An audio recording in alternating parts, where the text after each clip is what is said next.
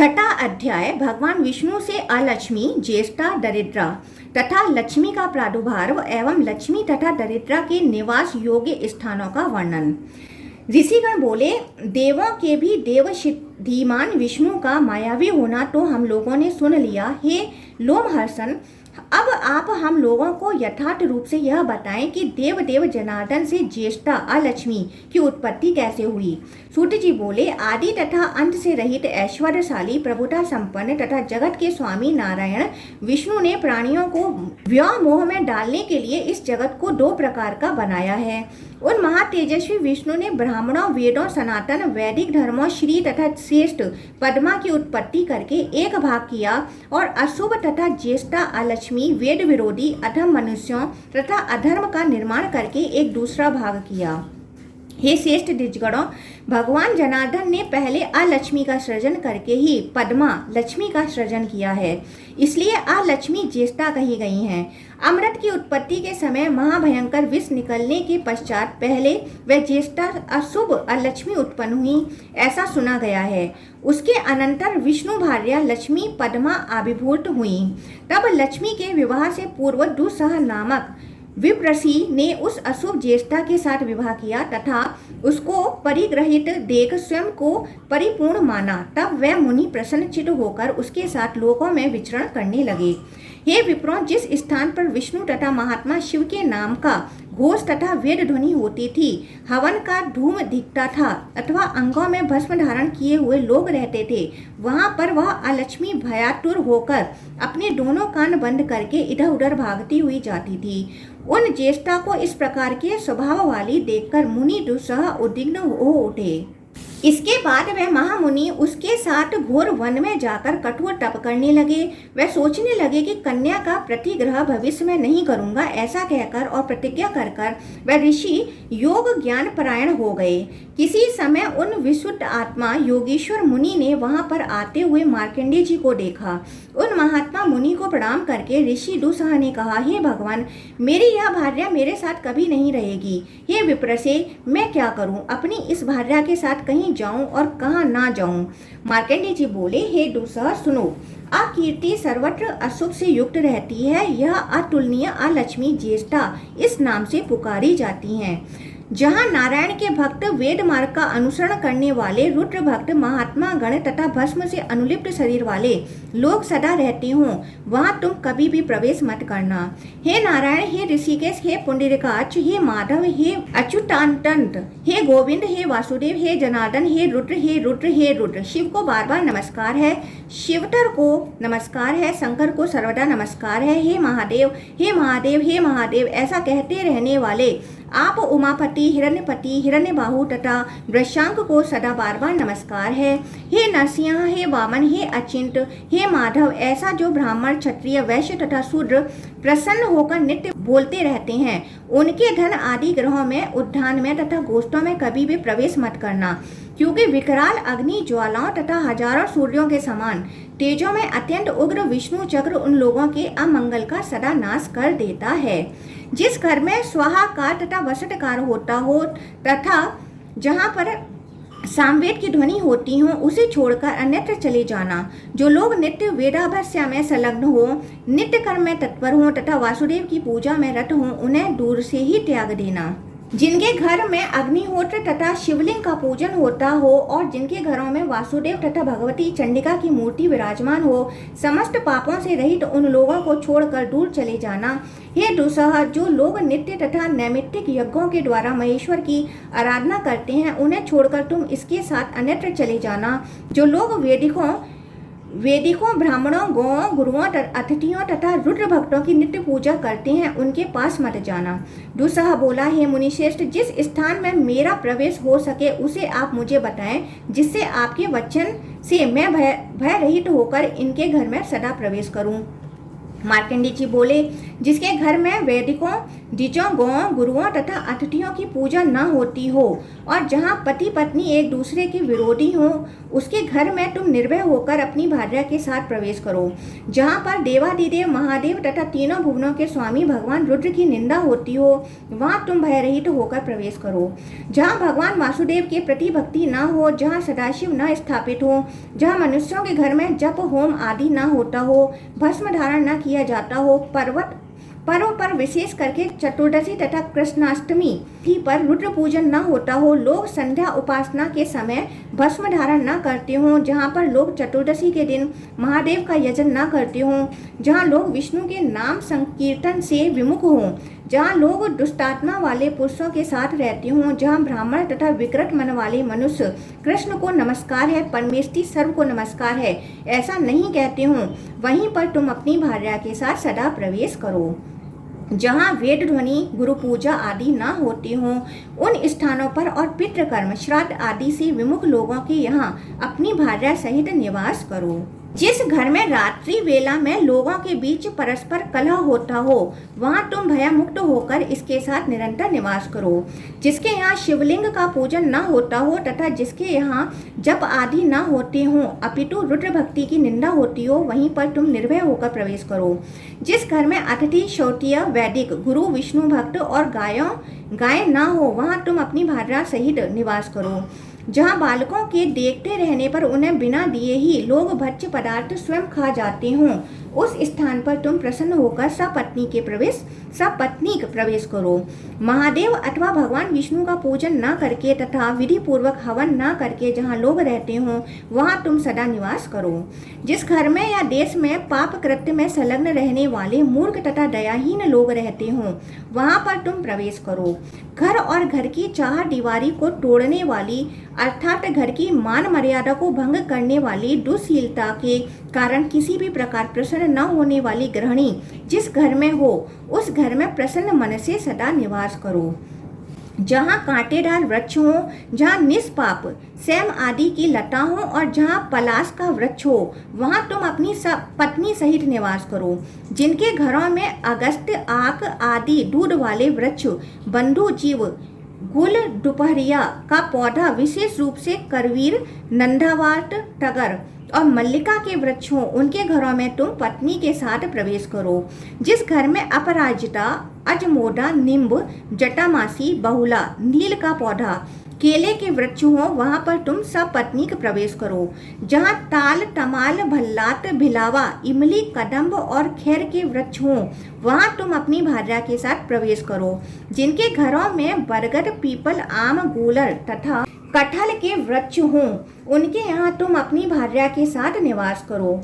जिसके निम्ब वृक्ष में, बगीचे में अथवा घर में कौवे का निवास हो और जिसके घर में दंड धारणी तथा कपाल धारणी स्त्री हो, उसके यहाँ तुम पत्नी सहित निवास करो। जिस घर में एक दासी, 3 गायें, 5 भैंसें, 6 घोड़े और 7 हाथी हो, वहाँ तुम अपनी भार्या सहित प्रवेश करो। जिस घर में प्रेत रूपा तथा डाकिनी काली प्रतिमा स्थापित हो और जहाँ भैरव मूर्ति हो, वहाँ तुम अपनी पत्नी के साथ प्रवेश करो। जिस घर में भिक्षु, बिंब आदि हो, वहाँ तुम यथेच्छ निवास करो। सोने, बैठने, भोजन तथा भ्रमण के समय में जिनकी वाणी, जिह्वा सदा भगवान श्री हरि के नामों का उच्चारण नहीं करती, उनका घर सपत्नीक तुम्हारे निवास करने के लिए मैं बता रहा हूँ। जहाँ दंभ पूर्ण आचार में निरत रहने वाले, श्रुति तथा स्मृति से विमुख रहने वाले, विष्णु भक्ति से विहीन, महादेव की निंदा करने वाले नास्तिक तथा सठ लोग हों, वहाँ पर तुम पत्नी सहित निवास करो। जो लोग भगवान शिव को सबसे श्रेष्ठ नहीं कहते हैं और इन्हें साधारण समझते हैं, उनके यहाँ तुम भार्या सहित निवास करो। कलुषित मन वाले जो लोग ब्रह्मा, भगवान विष्णु तथा सभी देवताओं के स्वामी इंद्र, ये रुद्र के प्रसाद से अभिभूत हैं, ऐसा नहीं कहते हैं और ब्रह्मा, भगवान विष्णु तथा इंद्र को उनके समान कहते हैं। साथ ही जो मूढ़ तथा अज्ञानी लोग सूर्य को खगोट कहते हैं, उनके ग्रह, क्षेत्र तथा आवास में तुम सदा इसके साथ निवास करो और पूर्ण रूप से अनन्य बुद्धि होकर उनके घर में भोग करो। जो मूर्ख तथा अज्ञानी लोग अकेले ही पका हुआ अन्न खाते हैं और स्नान आदि मंगल कार्यों से विहीन रहते हैं, उनके घर में तुम प्रवेश करो। जो स्त्री शौचाचार से विमुख हो, देह शुद्धि से रहित हो तथा सभी बच्चा भक्ष्य पदार्थों के भक्षण में तत्पर रहती हो, उसके घर में तुम नित्य निवास करो।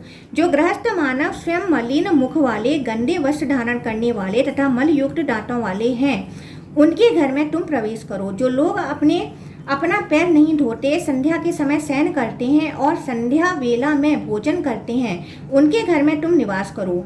जो मूर्ख मनुष्य बहुत भोजन करते हैं, अत्यधिक पान करते हैं और जुआ संबंधी वार्ता करने तथा उसके खेलने में तत्पर रहते हैं, उनके घर में तुम प्रवेश करो। जो लोग ब्राह्मण के धन का हरण करते हैं, अपात्रों का पूजन करते हैं और शूद्रों का अन्न खाते हैं, उनके घर में तुम प्रवेश करो। जो मनुष्य मद्यपान में संलग्न रहते हैं, पाप परायण हैं, मांस भक्षण में तत्पर रहते हैं और पराई स्त्रियों में आसक्त रहते हैं, उनके घर में तुम निवास करो। जो लोग पर्व के अवसर पर भगवान की पूजा में संलग्न नहीं रहते, दिन में तथा संध्या के समय मैथुन करते हैं, उनके घर में तुम निवास करो। जो लोग कुत्ते तथा मृग की भांति पीछे से मैथुन करते हैं और जल में मैथुन करते हैं, उनके यहाँ अपनी भार्या सहित तुम निवास करो। जो नराधम रजस्वला स्त्री के साथ अथवा चांडाली के साथ अथवा कन्या के साथ अथवा गौशाला में संभोग करता है, उसके घर में तुम निवास करो। अधिक कहने से क्या लाभ। जो लोग नित्य कर्म से विमुक्त तथा रुद्र भक्ति से रहित हैं, उनके घर में तुम प्रवेश करो। कृत्रिम साधनों से संपन्न होकर जो मनुष्य स्त्री के पास जाता है और स्त्री संसर्ग करता है, उसके यहाँ तुम अपनी भार्या सहित प्रवेश करो। सूत जी बोले, ऐसा कहकर वह ऐश्वर्यशाली तथा ब्रह्मातुल्य ब्रह्मर्षि मार्कंडेय मुनि अपने नेत्र धोकर वहीं पर अंतर्धान हो गए।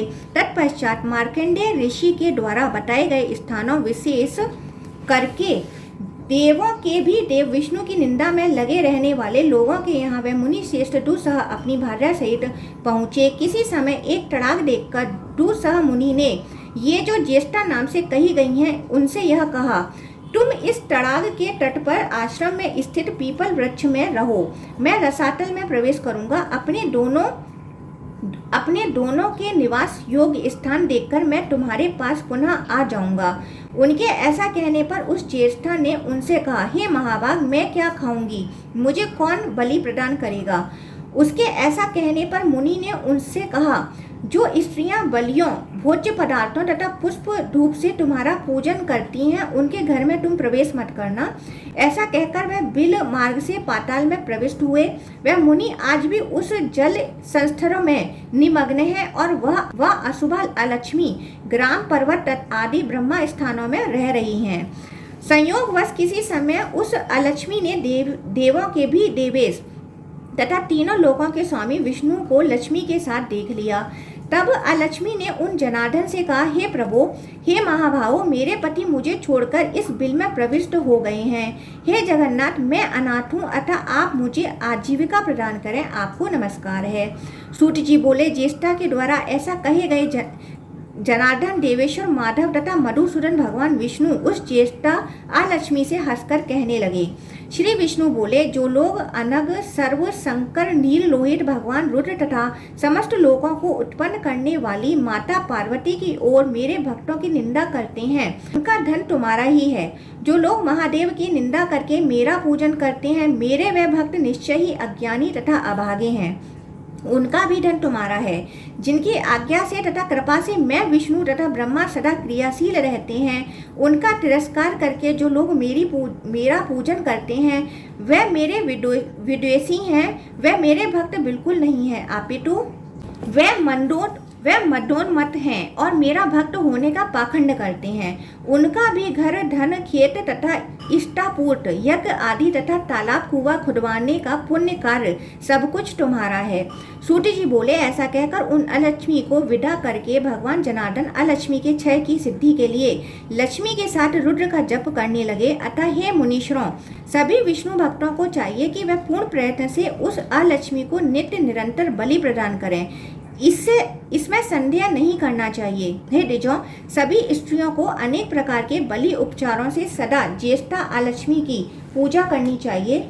जो मनुष्य इस अलक्ष्मी वृत्तांत को पढ़ता है अथवा सुनता है अथवा शेष द्विजों को सुनाता है, वह पाप रहित तथा लक्ष्मीवान हो जाता है और शुभ गति प्राप्त करता है। इस प्रकार श्रीलिंग महापुराण के अंतर्गत उत्तर भाग में अलक्ष्मी व्रत नामक छठा अध्याय पूर्ण हुआ। 7वां अध्याय भगवान विष्णु के अष्टाक्षर तथा द्वादशाक्षर मंत्र जप की महिमा में ऐतरेय ब्राह्मण की कथा। ऋषिगण बोले, किस मंत्र के जप से प्राणी संपूर्ण सांसारिक भय आदि से मुक्त हो जाता है और समस्त पापों से छूटकर परम गति प्राप्त करता है? किस जप के द्वारा मनुष्य अलक्ष्मी का त्याग करके लक्ष्मी युक्त हो जाता है? हे सूत जी, यह सब आप बताएं। सूत जी बोले, पूर्व काल में पितामह ने महात्मा वशिष्ठ से इस विषय में जो बताया था वह सब मैं सभी प्राणियों के कल्याण के लिए संक्षेप में बताऊंगा। आप सभी लोग जनार्दन, देवादिदेव, अजन्मा, कृष्ण, अच्युत, अव्यय, समस्त पापों को दूर करने वाले, विशुद्ध, मोक्ष प्रदान करने वाले तथा ब्रह्मावादी विष्णु को प्रणाम करके मेरा वचन सुने। जो पुण्य कर्म करने वाला विद्वान मन वचन कर्म से पुरुषोत्तम को प्रणाम करके नमो नारायणाय इस मंत्र का जप करता है, सोते जागते, चलते बैठते, भोजन करते, आंखें खोलते तथा मूंदते नारायण का स्मरण करता है, भोज्य पेय तथा लेह पदार्थ का स्पर्श करते हुए नमो नारायणाय इस मंत्र से अभिमंत्रित करके उसे ग्रहण करता है, वह परम गति को प्राप्त होता है और सभी पापों से मुक्त होकर सद्गति प्राप्त करता है।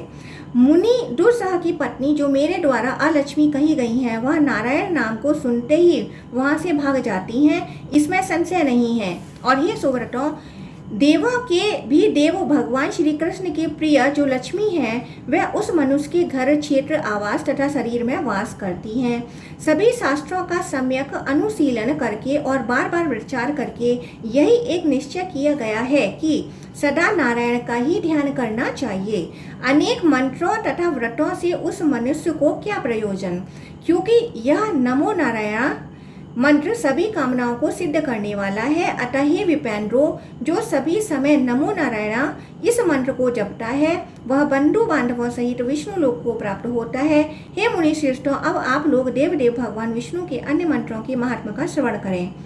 मैंने पूर्व काल में समस्त वेदार्थों को सिद्ध करने वाले 12 वर्णों से युक्त 12 आदित्य स्वरूप तथा सनातन मंत्र का अभ्यास किया था। उसी मंत्र का महात्म्य मैं आप लोगों को संक्षेप में बता रहा हूँ। किसी महामनीषी ब्राह्मण ने तपस्या करके किसी तरह एक पुत्र को उत्पन्न कर क्रमानुसार उसके सभी संस्कार संपन्न किए। यथा समय उसके उपनयन के पश्चात उस द्विज ने उसे अध्ययन कराया, किंतु वह कुछ भी नहीं बोल पाता था। उसकी जीवा किसी भी शब्द का उच्चारण नहीं करती थी। वह ऐतरेय नामक बालक केवल वासुदेवाय इस मंत्र को निरंतर बोलता था। इससे वह द्विज श्रेष्ठ बहुत दुखित हुआ। तब उसके पिता ने दूसरी स्त्री से विधान के साथ विवाह करके उससे विधि पूर्वक पुत्र उत्पन्न किए। वह पुत्र वेदों का अध्ययन करके सबके मान्य तथा संपत्ति युक्त हो गए। ऐतरेय की वह माता इससे अत्यंत दुखित तथा शोकाकुल होकर उससे बोली, मेरी सौत के पुत्र संपन्न है तथा वेद वेदांग में पारंगत है। वे ब्राह्मणों से पूजित होते हुए अपनी माता को आनंदित करते हैं। एक तुम हो जो मुझ अभागिन को उद्यमहीन पुत्र उत्पन्न हुए। अब तो मेरा मर जाना ही शेषकर है, जीवित रहना किसी भी तरह ठीक नहीं। माता के द्वारा ऐसा कहा गया। वह ऐतरेय वहां से निकलकर यज्ञ मंडप में गया। उसके पहुंचते ही वहां उपस्थित ऋत्विजों को मंत्र अवगत नहीं हुए। उस ऐतरेय के वहां स्थित रहने पर सभी ब्राह्मण मोहित हो गए। तब वासुदेव इस नाम मंत्र के कीर्तन से उसके मुख से मंत्रमयी वाणी निकलने लगी। यह देखकर उन विप्रों ने प्रणाम करके यथाविधि ऐतरेय का पूजन किया। तत्पश्चात वहां पर यज्ञ देव स्वयं ही उपस्थित हुए। तब उस यज्ञ को पूर्ण करके उन विप्रों के द्वारा वह ऐतरेय धन आदि से सम्मानित किया गया। उसने एक निष्ठ होकर 6 अंगों सहित सभी वेदों का उस विप्र सभा में कथन किया। तब हर्षित होकर सभी ऋत्विज, ब्राह्मण आदि तथा द्विजगण उसकी स्तुति करने लगे और सभी खेचर, सिद्ध एवं चारण उसके ऊपर पुष्पवृष्टि करने लगे। हे द्विज श्रेष्ठों, इस प्रकार यज्ञ संपन्न करके वह ऐतरेय अपनी माता की पूजा करके विष्णु लोक चला गया। मैंने यह 12 अक्षर मंत्र का महत्व आप लोगों को बतला दिया। इसे पढ़ने तथा सुनने वालों के महापाप का नाश हो जाता है। जो मनुष्य इस अविनाशी 12 अक्षर मंत्र का नित्य जप करता है वह भगवान विष्णु के अनुपम दिव्य तथा परम पद को प्राप्त होता है। पाप करने वाला भी यदि इस द्वादश अक्षर मंत्र ओम नमो भगवते वासुदेवाय के जप में तत्पर रहता है तो वह परम पद प्राप्त करता है, इसमें संदेह नहीं करना चाहिए। तो फिर हे सुव्रतों, जो लोग अपने धर्म में स्थित रहते हुए वासुदेव परायण हैं उनकी बात ही क्या, वे महात्मा तो दिव्य स्थान विष्णु लोक अवश्य प्राप्त करते हैं। इस प्रकार श्रीलिंग महापुराण के अंतर्गत उत्तर भाग में द्वादशा अक्षर प्रशंसा नामक 7वां अध्याय पूर्ण हुआ। 8वां अध्याय शिव महामंत्र के जप से ब्राह्मण पुत्र दुराचारी दुंदुकमुख का शिव की कृपा से शिव गणत्व को प्राप्त करना। सूत जी बोले, हे द्विज श्रेष्ठों, ओम नमो नारायणा यह अष्टाक्षर मंत्र तथा द्वादशा अक्षर मंत्र ओम नमो भगवते वासुदेवाय ये परमात्मा के श्रेष्ठ मंत्र हैं। किंतु हे विप्रों, ओम नमः शिवाय यह जो षडक्षर मंत्र है वह सभी वेदार्थों का सारभूत है। उसी प्रकार शिवतराय तथा महेशकराय ये दिव्य तथा मंगलकारक पंचाक्षर मंत्र सभी मनोरथों को प्राप्त कराने वाले हैं। और उसी तरह प्रधान पुरुष रुद्र का नमस्ते शंकराय यह सप्ताक्षर मंत्र भी सभी मनोरथों को सिद्ध करने वाला है। हे द्विजश्रेष्ठों, ब्रह्मा भगवान विष्णु तथा इंद्र सहित सभी देवता श्रेष्ठ द्विजगण एवं मुनि लोग इन मंत्रों से उन शंकर देव देवेश महेश्वर तथा अजोद्भव शिव का यजन करते हैं और उन्हीं शिव को शंकर रुद्र देव देव तथा उमापति कहते हैं। नमः शिवाय, नमस्ते शंकराय, महेश्वराय, रुद्राय, शिवतराय इन मंत्रों का जप करके विप्र ब्रह्मा हत्या आदि महापातकों से क्षण भर में मुक्त हो जाता है। पूर्व काल में प्रभु मनु के तीसरे आवर्त चतुर्युग के त्रेता युग में कोई धुंदुमुख नामक सामर्थ्य संपन्न द्विज था। मेघ वाहन कल्प में परमात्मा शिव का मेघ रूपी वाहन बनकर देव देव जनार्दन विष्णु ने अत्यंत आदर के साथ उन महादेव प्रतिवास व्याघ्र चर्मधारी ईश्वर रुद्र का वहन किया था। तब रुद्र के अत्यधिक भार से पीड़ित होने के कारण वे श्वास उच्छ्वास से रहित हो गए। इसके बाद उन कमल नयन विष्णु ने सितिकंठ शिव को उद्देश्य करके तपस्या की और अपनी तपस्या के द्वारा परमेश्वर तथा परमात्मा शंकर से परम ऐश्वर्य और अद्भुत बल प्राप्त किया। इसलिए वह कल्प मेघवाहन नाम से विख्यात हुआ। उस कल्प में पूर्व जन्म में किसी मुनि के शाप के कारण धुंदुकमुख के यहाँ पुत्र उत्पन्न हुआ। धुंदुकमुख का वह पुत्र पिता के दोष के कारण दुरात्मा हो गया। पूर्व काल में वह धुंदुकमुख विरक्त होते हुए भी भार्या पर मोहित हो गया और उसने अमावस्या तिथि को दिन में ही रुद्र देवत मुहूर्त में कामासक्त मन से भार्या के साथ सुखपूर्वक संसर्ग किया और उसमें गर्भ स्थापित कर दिया। तत्पश्चात हे मुनि श्रेष्ठों, विशल्या नामक उन मुनि पत्नी ने शनि की दृष्टि वाले भयंकर मुहूर्त में अत्यंत कष्टपूर्वक एक पुत्र को जन्म दिया। माता पिता तथा अपने लिए अरिष्टकारी होकर उसने जन्म लिया था। हे विप्रों, मित्र एवं वरुण नामक श्रेष्ठ ऋषियों ने उस धुंदुकमुख से कहा कि यह दुष्पुत्र है, किंतु वशिष्ठ ने उससे कहा कि तुम्हारा यह पुत्र नीच तथा दुर्बुद्धि होते हुए भी बृहस्पति के प्रभाव से पाप से मुक्त हो जाएगा। हे द्विजश्रेष्ठों, ऐसी दशा वाले पुत्र को देखकर वह धुंदुकमुख बहुत दुखित हुआ। उसने विधि पूर्वक उसके जात कर्म आदि संस्कार करके स्वयं उसे सम्यक प्रकार से पढ़ाया। उस धुंदुकमुख के पुत्र ने भली भांति अध्ययन किया। हे सुव्रतों, इसके बाद उसका विवाह कर दिया गया। तब वहां से जाकर वह गुरु सेवा में निरत हो गया। हे द्विजश्रेष्ठों, इसी पूर्वोक्त दोष के कारण वह धुंदुकमुख पुत्र किसी शूद्रा को देखकर मनोमत होकर अपनी भार्या के समान उसके साथ दिन रात भोग करके उसके पास पड़ा रहता था। वह द्विजाधम तथा दुर्बुद्धि अपनी परम धर्म गति का त्याग करके उसके साथ शय्या पर स्थित होकर दुराचार में रत रहता था। वह कामोदीपन के लिए उसके साथ मदिरा भी पीता था। हे द्विजश्रेष्ठों, किसी कारण से उस शूद्रा के साथ उसका विरोध हो गया और उस पापी ने अभद्र शूद्रा को मार डाला। तब उसके भाइयों ने उस धौंदुमुख के पिता को मार डाला। इसी प्रकार उन्होंने उस दुर्बुद्धि की माता सुंदर पत्नी तथा उसके सालों पत्नी के भाइयों का भी वध कर दिया। हे सुव्रतों, इस प्रकार क्षण भर में क्षण भर में उसका कुल विनष्ट हो गया और उस शूद्रा का संपूर्ण कुल भी राजा के द्वारा मार डाला गया। तत्पश्चात जिस किसी तरह वहां से निकलकर वह दौंदुमुख पूर्व काल में महेश्वर महादेव से पाशुपत व्रत प्राप्त करके रुद्र जप में तत्पर मुनि श्रेष्ठ बृहस्पति के यहाँ प्रारब्ध वर्ष पहुंचकर उनसे सर्वश्रेष्ठ पंचाक्षर तथा षडक्षर मंत्र ग्रहण करके और बाद में उस पंचाक्षर तथा षडक्षर मंत्र को पृथक पृथक 1,00,000 बार जप कर और इस प्रकार दिव्य द्वादश मासिक व्रतों को विधि पूर्वक करके अंत में आयु के समाप्त होने पर मृत्यु को प्राप्त हुआ। यमलोक में यमराज के द्वारा वह बहुत सम्मानित किया गया। हे सुव्रतों, इस प्रकार उसने शूद्रों के द्वारा मारे गए अपने माता पिता तथा सालों का उद्धार कर दिया और सुंदर मुस्कान वाली उसकी पतिव्रता भार्या सौभाग्यवती हो गई।